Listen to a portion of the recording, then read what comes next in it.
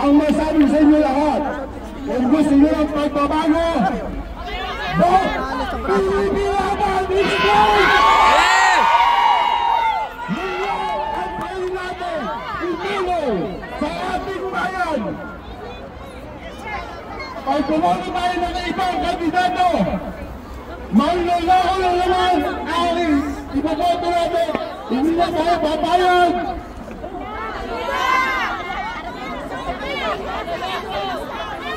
Kaya sa lahat ng mga andito, please, sabihin natin sa ating mga kababayan, kapamilya, kaibigan, kung gusto nyo ng tunay na pagbabago, PBB Laban!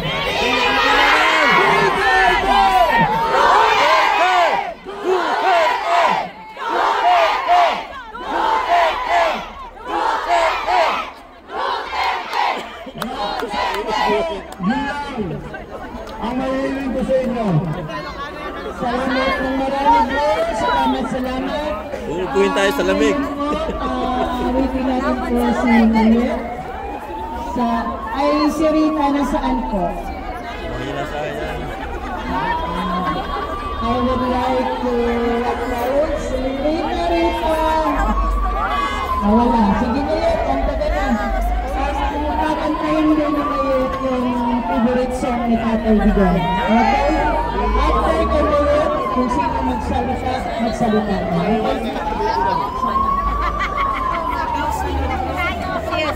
Hindi na po. Nakakapagmura lang. Nakakapagmura lang para baka puro mura aking babanggitin. Kayo sa pagsasalita. Okay? Masala yung singer. Sorry daw, sorry na. Ay, mga bisaya, mag-ista na. Kaya na.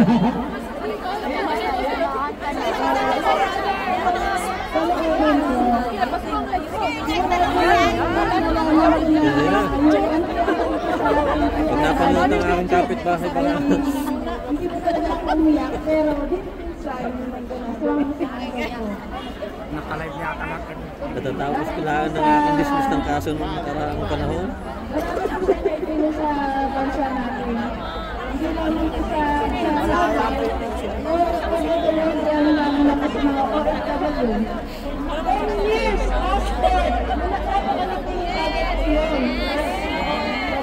Yes.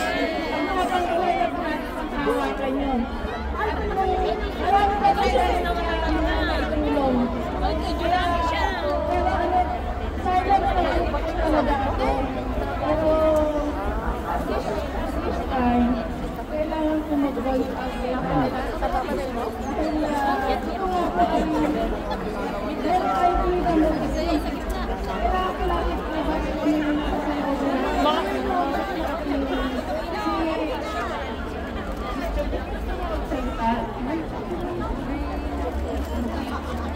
Maraming salamat po kung sino mo ang susunod magsalita.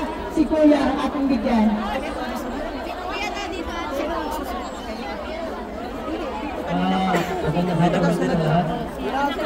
Hindi na, pipilitin mo makakaluhin.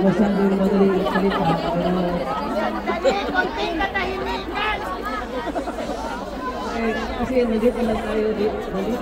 Sabihin na si Nema puro-puro na napakinggan.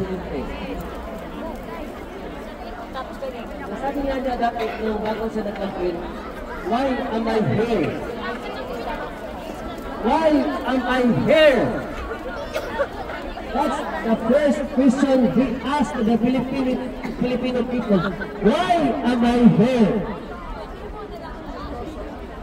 I am here because I love my country and I love the people of the Philippines. Yan ang sinabi niya na galing sa puso niya. Yan ang sinasabi niya dahil yan ang totoong patay niya sa magtakbo ng presidente. So, lahat ng mga presidente na nakikita ko lang, siya lang ang may puso at malasakit at totoong gustong magserbisyo sa ating bayan. Ginawa niya ang kanyang ang dahilan kung bakit siya tumakbo ng presidente, pero ngayon hindi natin pag-usapan kung tama o Dinalis mali ni Duterte ang antay-bala. arrest ni Inalis niya. Okay, sabihin mo mali ako, hindi ako sabihin mali dahil hindi ako abogado, hindi ako marunong, hindi ko expert. So ito lang ang masasabi ko.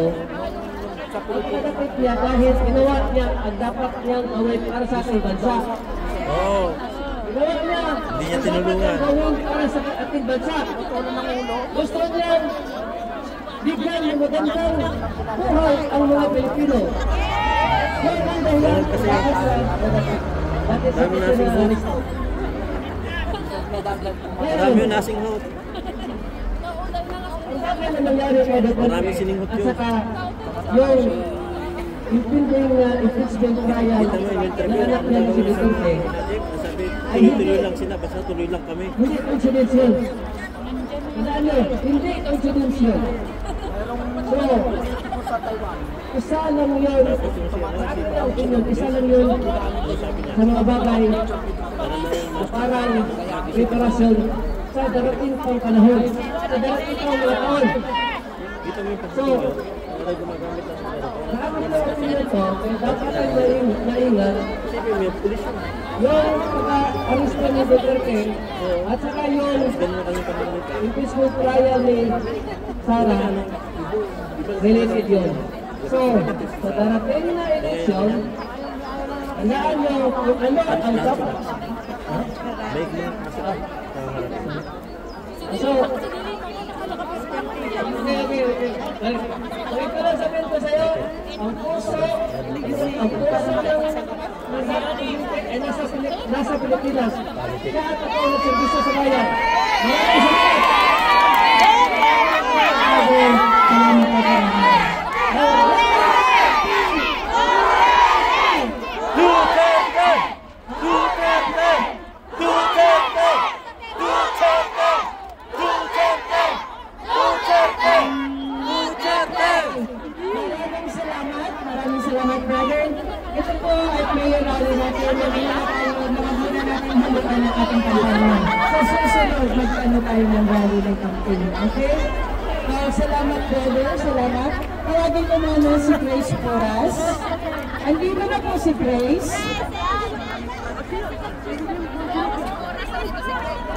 Grace Porras. Wala po si Grace. Hindi ko po alam ang ating pag-iyak. Para po siyang sumunod po sa aking tatay at nanay. Ang sakit na aking nararamdaman. Kaya lalo na po ng pangalawang araw na dinala ko siya ng aeroplano. Ang sabi ko po, God bless you, tatay. Bumalik ako para sa akin at para sa aming mga anak.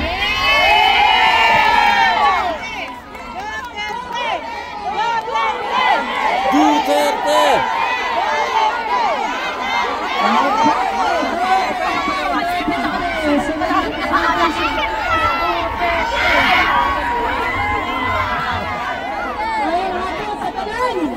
Hapon! Kami ay si Clark, in behalf of Sub-Saharan Davao District. Yes!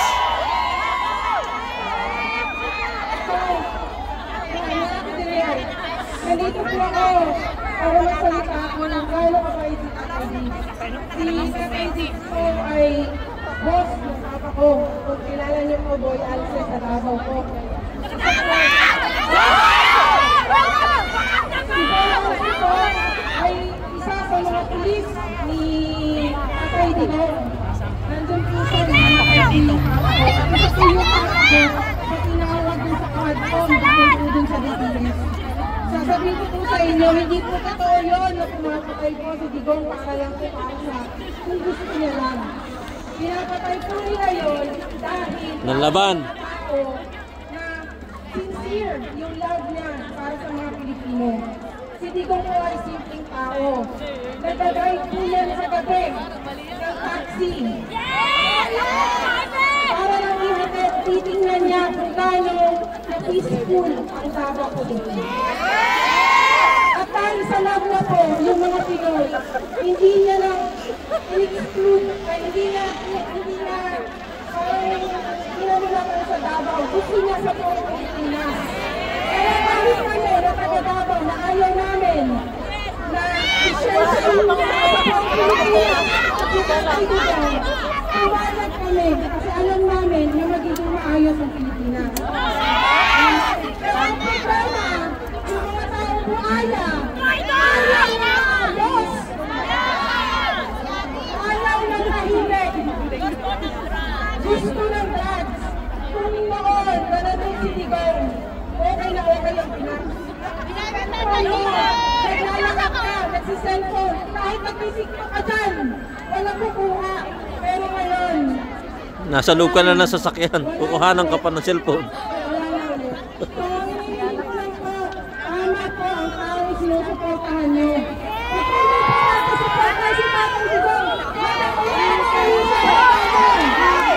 Duterte!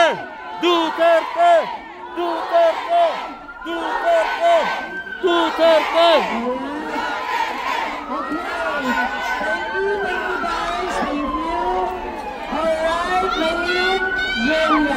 Kaya na po natin ang kantang Ikaw. Ano pilito ka? Ano pilito? Mayit? Parang green. Hindi na ba marinig doon sa baba ang ating boses. Napakalaking boses ko, hindi pa niyo marinig. Duterte! Duterte! Duterte! Duterte!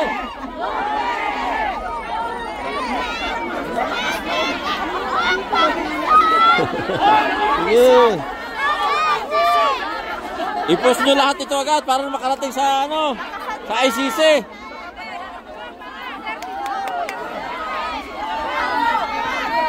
Makarating sa Pilipinas.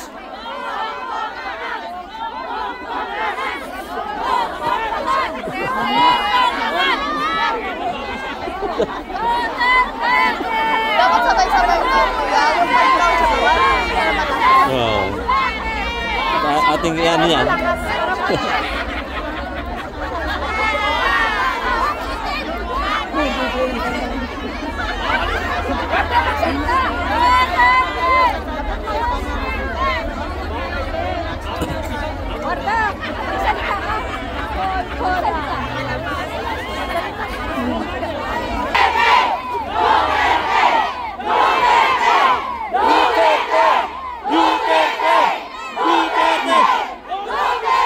Sigaw na sabay-sabay!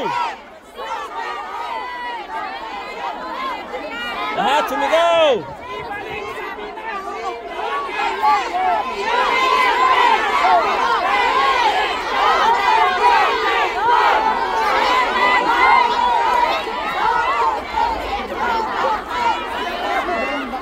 Tama na.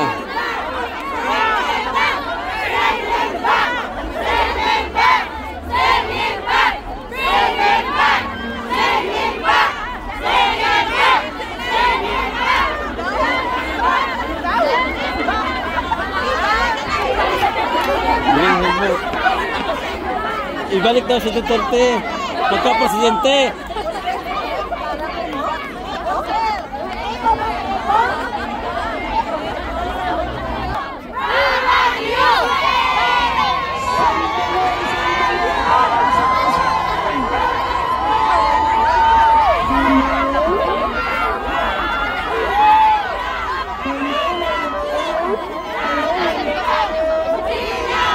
Hello.